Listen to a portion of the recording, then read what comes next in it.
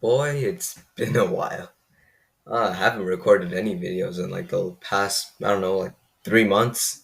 Well, I've finally gotten time to get back to recording videos. So again, welcome back to not ForTutor, InfiniTutor. Remember, we changed our name because of the whole rebrand thing. Welcome back to InfiniTutor, and today we're gonna get right back into Spanish affirmative and negative words. Now you might be thinking, bro, Aarit, I thought I learned this. Spoilers, you probably didn't. I'm not sure about my demographics, but you probably didn't. So, for example, let's say if you were to see me dance, you would probably say an affirmative or negative word. I don't know which one you would choose, but yeah, you'd probably choose at least one of them, right? Right? Yeah, you definitely should. Now, affirmative and negative words in Spanish are somewhat different compared to, the classic English because, Americans and British and, their need to rebel to literally every goddamn thing. Okay, let's get started. Sorry. That was my daily history rant against America and Britain. So let's start with a very simple word. See, affirmative and negative words are extremely based around, connection to each other. So, for example, I'll just throw in a word. I'll just throw in alguien, which means someone. If I can find out how the hell, which means someone. So, alguien is your use type to say if you want to refer to someone. Generally, affirmative words are used for situations where it's not specific. So you want to select one, but you don't know which one. Like for example, some or someone or yeah. So for example, alguien más, which means anyone else. Like alguien also means anyone. Keep in mind. So what's the opposite of alguien? I'm just gonna put it right over there.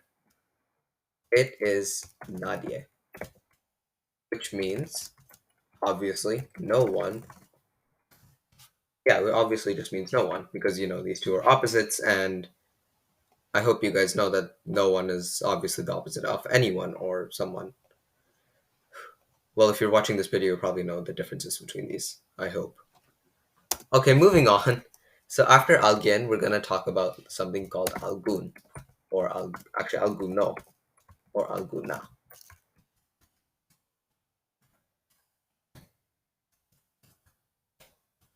and of course these can be plural. Actually, alguno, alguna, or algunas is plural, which obviously now it means something or some or any. Basically, it's like alguien, but you just remove one. Except there is no trace of one. There's no uno. It's not. In fact, uno is actually an alguno, which some way I used to remember this is one is uno in Spanish, but uno is actually on alguno. So you kind of remember the opposites and stuff like that. And this is kind of like an adjective. You can have to match it to the noun that you're doing. So yeah, alguno or alguna or algunas means some or any. However, it's kind of different because sometimes it can actually just be algun with an accent, obviously.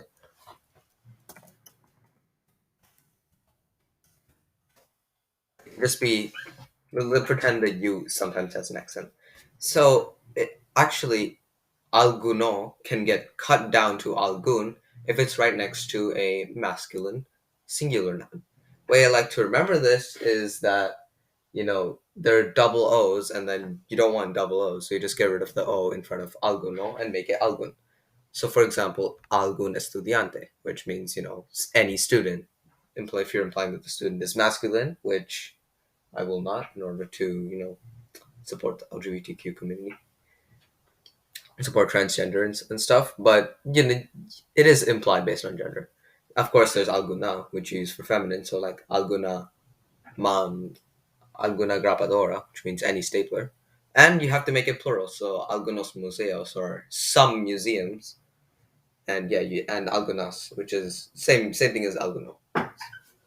So what's the opposite of this little thing? Well, it's ningun.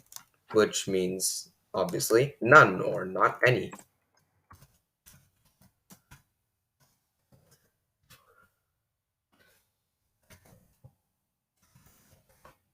So now you have alguno or ninguno. Actually, this should just be ninguno. What am I doing? It should be ninguno and then ninguna. Actually, alguno and ninguno, they actually follow the same rules. See, remember the masculine singular thing, you drop the O from both alguno and ninguno. So for example, you would say ningún estudiante instead of ninguno estudiante. That's just not grammatically correct to say ninguno estudiante. You don't want to say that. If you say that at a Spanish speaking, at like any Spanish speaking country, you're gonna get looks as if you're from Mars. Trust me, I've done that. So moving on, because remember this follows the exact same rules as alguno or algunas, because same words, same synonyms, I guess. It's kind of like good student, bad student. So this is like the good student because it's affirmative, and then you have the negative student, bad student, but they both have to follow the same rule set. So that's kind of another way to remember it. So moving on, we can go to también. And there's an accent on this, please.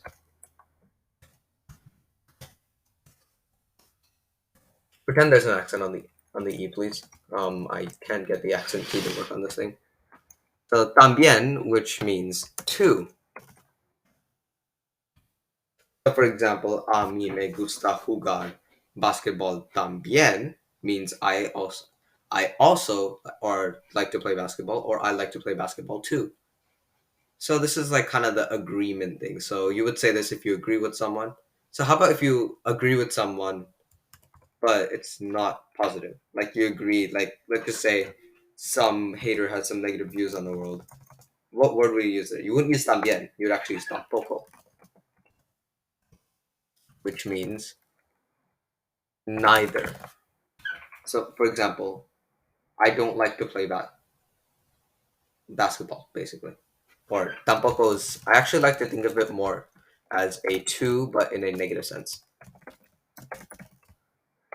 Some people use it as like a definition of neither. I disagree with this completely because that's already reserved for a couple of words. Ni, ni. So I would prefer using tampoco as a definition of two. So a way you can remember this is like bien, which is like, good, and poco, which is small. So like, small good or something, which generally translates to bad. So I would just, to remember también as positive, I could use the word bien here, which, means good. Okay, moving on to o. This means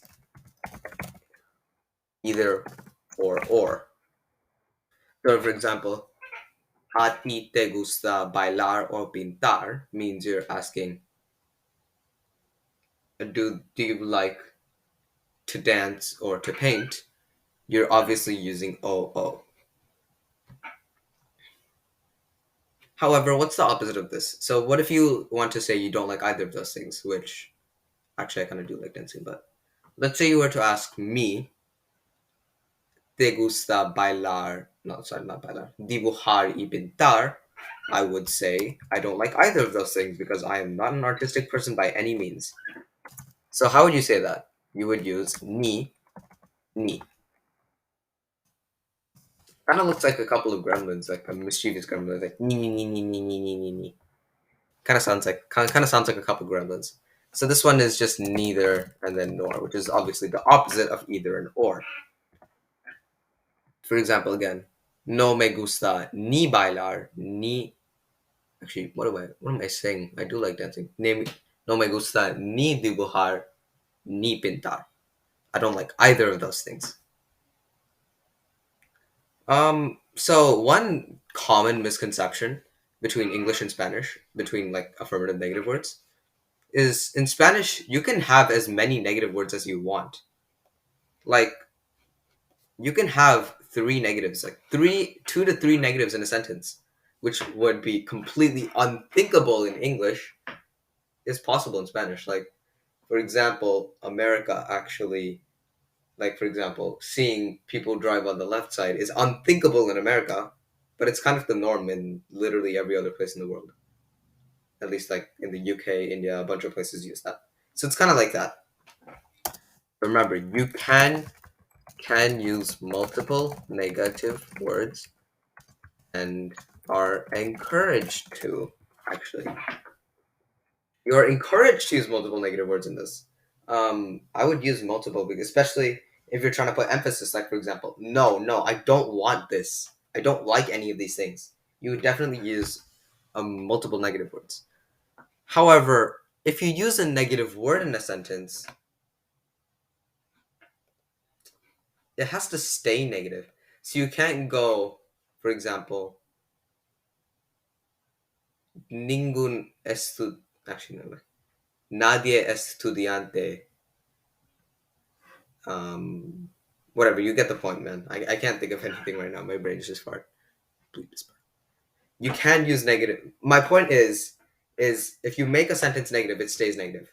It's not like, it's not like, math, where you go negative, positive, positive, positive, and, like, you can't change it.